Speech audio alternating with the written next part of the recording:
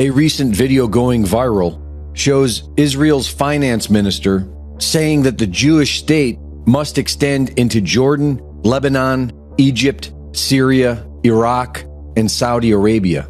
But he's been saying this for over a year. Look, the Jordanians, for starters, did not like the statement, but even less the setting of the stage, with Smotrich giving the statement he gave the address on the podium was a map of Greater Israel that includes parts of modern-day Jordan, and that's what got Amman to blast the statement. They said that Smotrich's actions constituted an act of reckless incitement as well as a violation of international norms and the peace agreement between Israel and Jordan. The deputy speaker of Jordanian parliament took it a step further, calling on the Jordanian military to, quote, take up arms, and saying that all options should be on the table for Jordan given the extremist statements.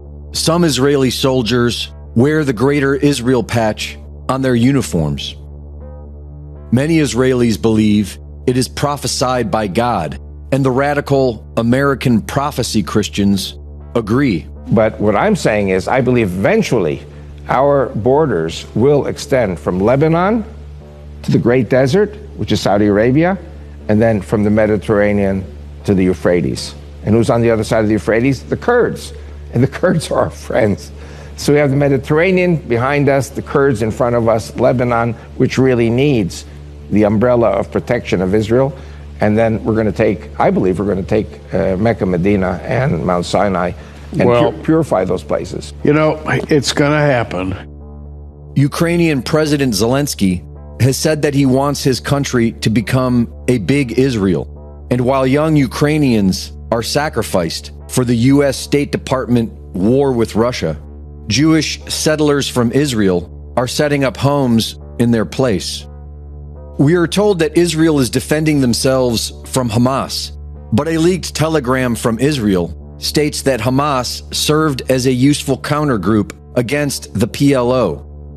In 2019, Benjamin Netanyahu said, anyone who wants to thwart the establishment of a Palestinian state has to support bolstering Hamas and transferring money to Hamas.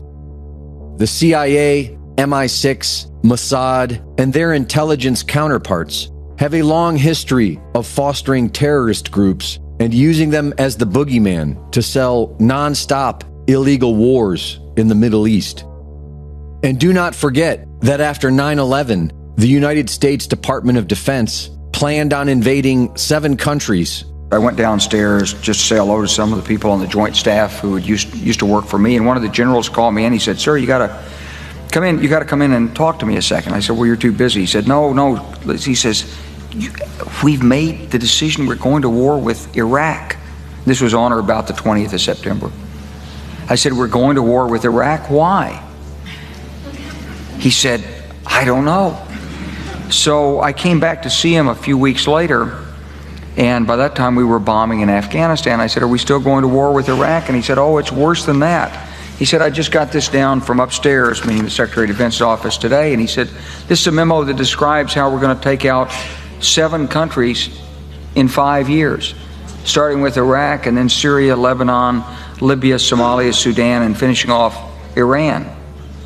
Israel and the United States continue to bomb Lebanon, murdering countless civilians, shooting young children in the head, and pushing closer to a war with Iran, a war that will inevitably pull Russia into the conflict.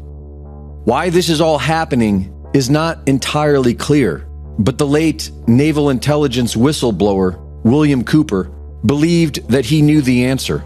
Israel was created as the instrument to bring about the Battle of Armageddon and the fulfillment of prophecy, a war that will be so terrible, where nuclear weapons will be used, so that the American citizens and the other people in the world will get down on their knees and beg for no more war. And what is the answer to that? They're going to be told the only way we can guarantee no more war is if we destroy the sovereignty of nations and we come together as one humanity in a one world government. Right. Reporting for InfoWars, this is Greg Reese.